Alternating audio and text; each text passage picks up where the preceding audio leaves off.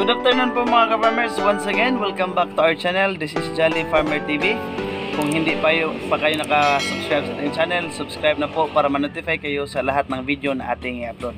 So ngayon mga ka-farmers, ang ating video po ay ating i-update po yung ating nakuha pong mats ng ating bonsai na mangrove po mga ka-farmers. Update lang po natin kung nabubuhay na ba or napapatay na ba mga ka-farmers, kasi kadalasan sa ating mga mats ng bonsai mga ka-farmers ay namamatay.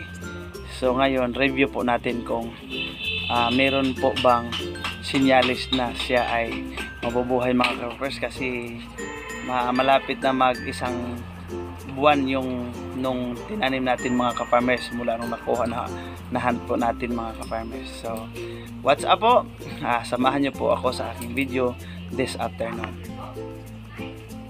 Okay, so ngayon mga ka-farmers, ito na po yung ating nakuha pong bonsai mga ka-farmers, mats ng bonsai. So yan po yung itinira kong dahon mga ka-farmers nung pinutol ko po yung kanyang mga twigs. So yan lang po yung mga natira. Ang mas maganda pa dito mga ka-farmers kasi hindi na mamatay yung dahon nito. So yan po mga ka-farmers. So nakikita nyo ba, meron pong bagong mga mga ka-farmers, sibol ng kanyang sanga mga ka-farmers. Yan, merong mga bagong tubo. Yan po mga ka-farmers. So yan po. So I'm very happy po sa aking tanim mga ka-farmers na nabubuhay na po siya.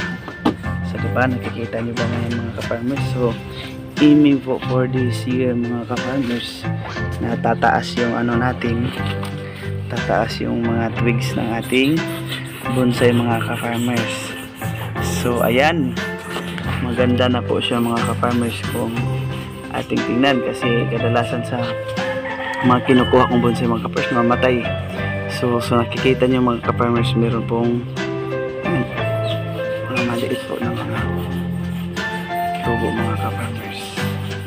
So kasi meron po tayong greenhouse po nito, kaya hindi po siya nababasa, at saka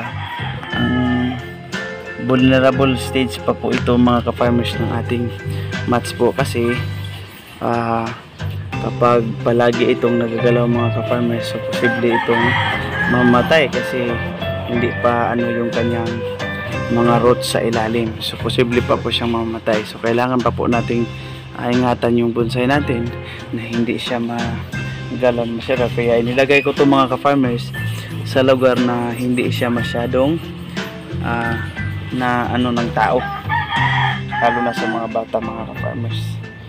So yan po ang ating update ngayon sa ating bonsai. So I'm so very happy po for this improvement po. So ayan, so aiming for sana abot ito ng 10 years bonsai natin. So ayan po.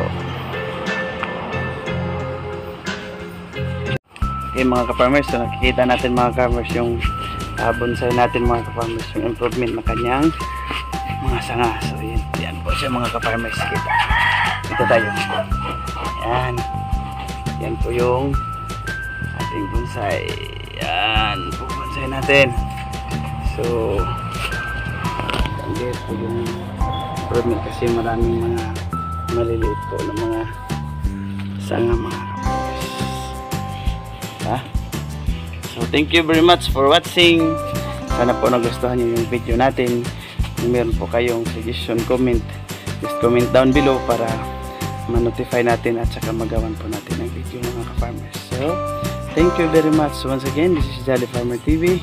Huwag niyo pong kalimutan i-click at subscribe ang ating channel para ma-notify kayo sa lahat ng video nating upload.